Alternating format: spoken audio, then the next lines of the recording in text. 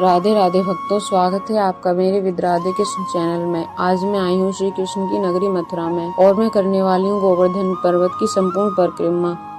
भक्तों, आपको गोवर्धन परिक्रमा में जितने दिव्य कुंड और मंदिर पड़ेंगे उन सब के दर्शन कराने वाली हूँ इस वीडियो के माध्यम से। तो बने रहिए वीडियो में मेरे साथ अंत तक। आप घर बैठे बैठे इस वीडियो के माध्यम से गोवर्धन की संपूर्ण परिक्रमा का आनंद ले सकते हैं मेरे साथ। तो अगर आप गोवर्धन की परिक्रमा लगाने पहली बार आ रहे हैं तो श्री कृष्ण भगवान की लीला और उनकी गोवर्धन पर्वत की लीला के बारे में अवश्य जानना चाहिए। भक्तों, ये वही दिव्य गोवर्धन पर्वत है जिसे श्री कृष्ण भगवान ने अपनी कनिष्ठ उंगली पर इंद्र के प्रकोप से बचाने के लिए उठाया था। गोवर्धन की परिक्रमा 7 कोस यानी 21 किलोमीटर की है, जिसे आप 5 से 6 घंटे में पैदल परिक्रमा पूरी कर सकते हैं। आप देख सकते हैं भक्त यहाँ गोवर्धन की परिक्रमा शुरू करने से पहले गोवर्धन को प्रणाम करते हैं। भक्तों, यहाँ से आप गोवर्धन परिक्रमा परिधि में प्रवेश कर पाओगे। गोवर्धन तीर्थ यात्रा में आपका स्वागत है। आइए चलते हैं दानघाटी मंदिर। दानघाटी वही स्थान है यहाँ पर श्री कृष्ण भगवान ने गोपियों से दान में माखन मांगा था। आइए आपको बताती हूँ दानघाटी मंदिर की महिमा। ब्रज की गोपियाँ इसी रास्ते से मथुरा के राजा कंस को माखन कर देने जाती थीं। श्री कृष्ण भगवान ग्वाल बाल के साथ यहाँ पर माखन दान में लेते थे। ये थी दानघाटी की महिमा। तो आइए दर्शन करते हैं दानघाटी मंदिर के। गोवर्धन की परिक्रमा शुरू करने से पहले यहाँ पर भक्त गिरिराज जी महाराज को दूध से अभिषेक करते हैं। अगर आप पूरे मंदिर के दर्शन करोगे तो आपको कई भगवान जी की मूर्तियों के दर्शन करने को मिलेंगे। इस मंदिर में आपको महादेव जी की बड़ी ज्योतिर्लिंग देखने को मिलेगी। यहाँ पर आप देख सकते हैं श्री कृष्ण भगवान की बचपन की सारी लीलाएं दर्शाई गई हैं। भक्तों, ये थे संपूर्ण दर्शन दानघाटी मंदिर के जो आपको मैंने कराए। तो आइए चलते हैं अब परिक्रमा मार्ग में आगे। यहाँ से बड़ी परिक्रमा प्रारंभ होती है जो 11 किमी की है। मैं अपनी परिक्रमा शुरू दानघाटी मंदिर से बड़ी परिक्रमा मार्ग से शुरू करूंगी। गोवर्धन परिक्रमा मार्ग में ऐसे ही दिव्य स्थलों के दर्शन कराती रहूंगी। आप बने रहिए मेरे साथ वीडियो के अंत। गोवर्धन परिक्रमा मार्ग में ऐसे ही दिव्य स्थलों के दर्शन कराती रहूंगी। आप मेरे साथ वीडियो के अंत तक बने रहिए। आइए परिक्रमा मार्ग में आगे चलते हैं। यहाँ पर आपको हनुमान जी के दर्शन करने को मिलेंगे। गोवर्धन परिक्रमा मार्ग में आपको इस वीडियो के माध्यम से कई मंदिरों के दर्शन करने को मिलेंगे। गोवर्धन की परिक्रमा आप ई रिक्शा से भी लगा सकते हैं। भक्त अपनी श्रद्धा अनुसार परिक्रमा लगा सकते हैं। यहाँ पर कुछ भक्त तो हमें लेटकर परिक्रमा लगाते हुए भी दिखते हैं। गोवर्धन पर्वत को श्री कृष्ण भगवान का ही रूप माना जाता है। कुछ भक्त यहाँ पर अपने कामना के अनुसार परिक्रमा लगाते हैं। जिसकी जो कामना होती है वो पूर्ण होने के बाद यहाँ पर भक्त परिक्रमा लगाने आते हैं। यहाँ पर ऐसी मान्यता बनी हुई है कि इन पत्थरों से जो भक्त घर बनाकर जाते हैं उनकी घर की कामना अवश्य पूरी होती है। तो आइए चलते हैं परिक्रमा मार्ग में आगे। गोवर्धन परिक्रमा मार्ग में आपको संकर्षण कुंड के दर्शन करने को मिलेंगे। तो भक्तों, अभी मैं आ गई हूँ संकर्षण कुंड पर और आइए आपको बताती हूँ संकर्षण कुंड की महिमा। यह है संकर्षण कुंड का मुख्य द्वार। तो चलिए करते हैं संकर्षण कुंड के संपूर्ण दर्शन। अंदर आते ही आपको शिला पर संकर्षण कुंड का नाम लिखा हुआ दिखाई देगा। इसी रास्ते से जाकर आप श्री बलराम महाराज जी के दर्शन कर सकते हैं। इस संकर्षण कुंड का नाम भगवान श्री कृष्ण के बड़े भाई बलराम के नाम पर रखा गया है। ये कुंड दाऊ जी को समर्पित है। ये वही कुंड है जिसमें स्नान करने से गौ हत्या का पाप दूर हो जाता है। ऐसी मान्यता आज भी बनी हुई है। जो भक्त यहाँ पर स्नान करता है वह पापों से मुक्त हो जाता है। भक्तों, आप देख सकते हैं ये विशाल प्रतिमा बनी हुई है। यहाँ पर ये प्रतिमा श्री भगवान हरि की है। ये थे संकर्षण कुंड के दर्शन जो मैंने आपको कराए। आइए चलते हैं परिक्रमा मार्ग में आगे। गोवर्धन परिक्रमा मार्ग में भक्तों आपको जितने मंदिरों के दर्शन होंगे वो श्री कृष्ण की लीलाओं से जुड़े हुए हैं। गोवर्धन परिक्रमा मार्ग में जितने भी दिव्य स्थल और मंदिर पड़ने वाले हैं आप सभी को उन सब के दर्शन कराती रहूंगी इस वीडियो के माध्यम से। तो बने रहिए मेरे साथ वीडियो के अंत तक और राधे राधे बोलते रहिए। भक्तों, गोवर्धन की परिक्रमा राधे राधे बोलते हुए करते रहिए।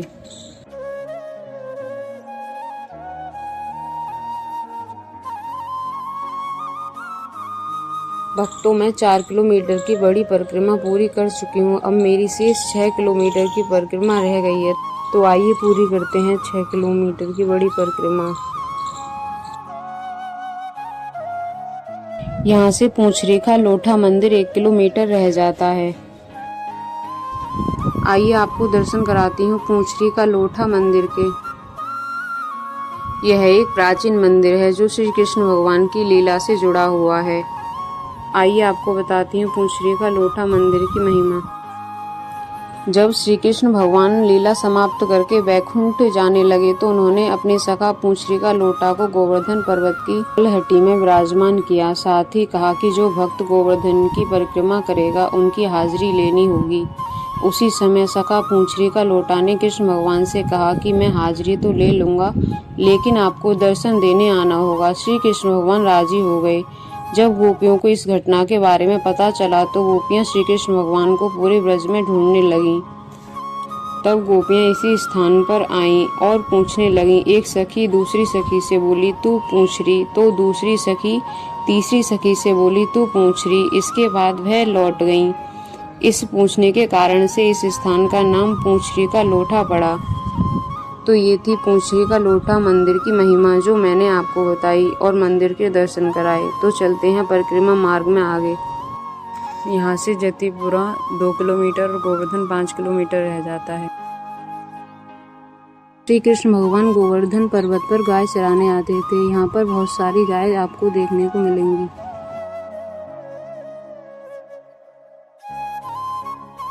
परिक्रमा मार्ग में हमारी श्री राधा रानी का नाम हर जगह देखने को मिलता है।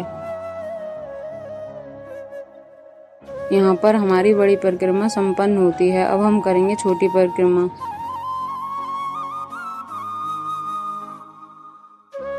यहाँ से हमारी छोटी परिक्रमा शुरू होती है जो 10 किलोमीटर की है। आइए करते हैं छोटी परिक्रमा प्रारंभ। यहाँ पर आपको नारायण लक्ष्मी मंदिर के दर्शन होते हैं। यहाँ पर माथा टेक कर आगे बढ़ेंगे। यहाँ से आगे चलने पर हमारी परिक्रमा 9 किलोमीटर की रह जाती है। आपको आगे चलकर राधा कुंड और श्यामा कुंड और ललिता कुंड के दर्शन कराऊंगी, तो वीडियो के अंत तक बने रहिए मेरे साथ।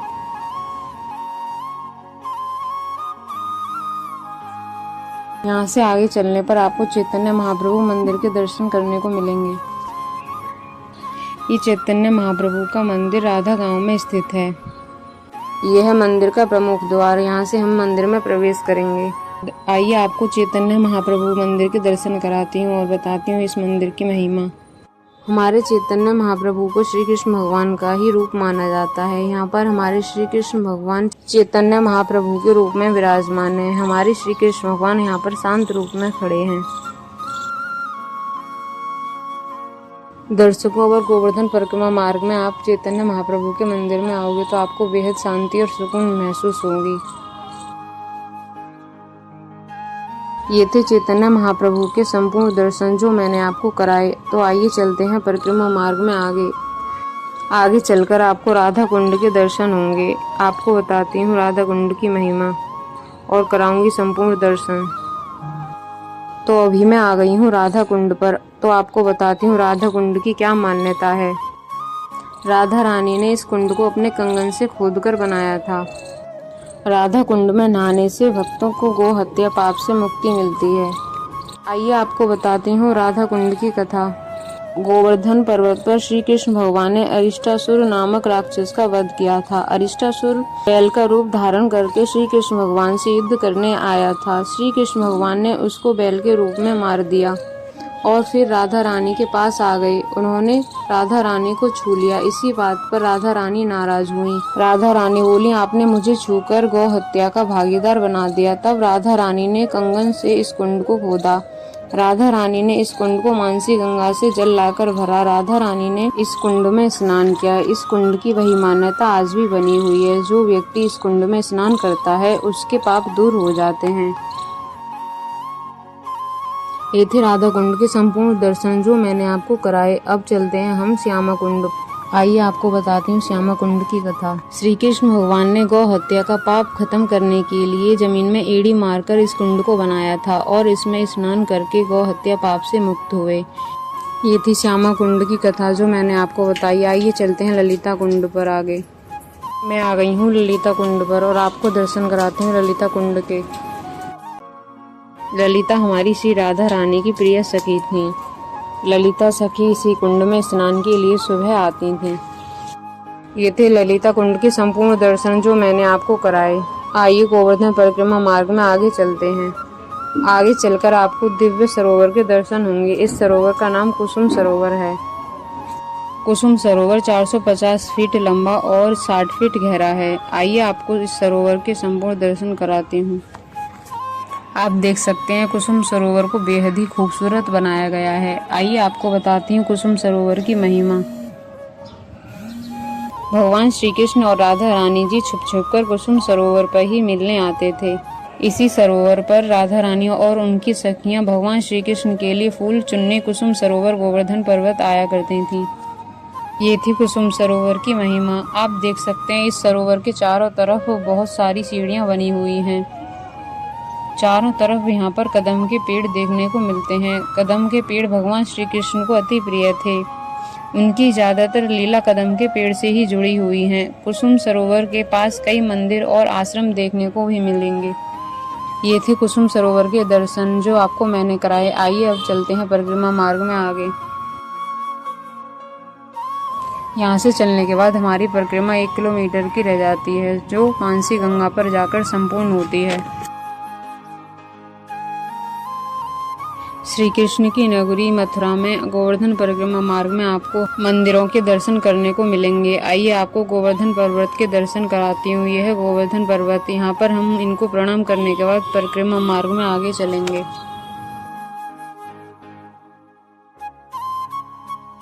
आइए चलते हैं गोवर्धन परिक्रमा मार्ग में आगे चलकर आपको मानसी गंगा के दर्शन करने को मिलेंगे और यहाँ पर ही हमारे श्री गिरिराज महाराज जी विराजमान हैं। भक्त आज भी यहाँ पर दूध से अभिषेक करते हैं परिक्रमा करने के बाद।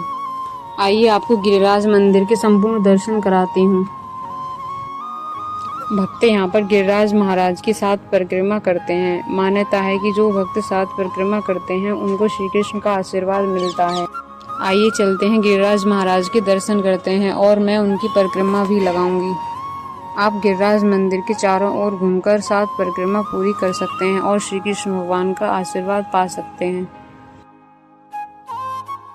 यहाँ पर गिरिराज महाराज को अभिषेक करने के बाद 56 भोग लगाया जाता है और उनको अन्नकूट की सब्जी का भोग भी लगाया जाता है। ये थे गिरिराज महाराज जी मंदिर के दर्शन जो आपको इस वीडियो के माध्यम से मैंने कराए। आइए चलते हैं मानसी गंगा के दर्शन करने। मानसी गंगा गिरिराज महाराज के सामने ही देखने को मिलती हैं। आइए आपको बताती हूँ मानसी गंगा की महिमा। मानसी गंगा श्री कृष्ण भगवान के मन से उत्पन्न हुई है। श्री कृष्ण भगवान के मन से अभिभूत होने के कारण इनका नाम मानसी गंगा पड़ा। मानसी गंगा गोवर्धन गांव के मध्य भाग में आपको देखने को मिलेंगी। भक्त मानसी गंगा में स्नान करने के बाद पूजा अर्चना करते हैं। मानसी गंगा में जो भक्त स्नान करते हैं उनकी हर मनोकामना पूर्ण होती है। मानसी गंगा पर भक्तों के स्नान के लिए सुविधा की गई है। मानसी गंगा घाट पर पुरुष के लिए अलग स्थान और स्त्रियों के लिए अलग स्थान बनाया गया है स्नान करने के लिए। भक्तों, मैंने मानसी गंगा और गिरिराज महाराज के आपको संपूर्ण दर्शन कराए इस वीडियो के माध्यम से। भक्तों, यहाँ पर गोवर्धन परिक्रमा संपूर्ण होती है हमारी। गोवर्धन परिक्रमा मार्ग में जितने मंदिर और दिव्य स्थल पड़ते हैं उन सब के आपको मैंने इस वीडियो के माध्यम से दर्शन कराए। इस चैनल में आपको ऐसी ही धार्मिक वीडियो देखने को मिलती रहेंगी। इस चैनल को शेयर एंड सब्सक्राइब करें। जय श्री राधे कृष्णा।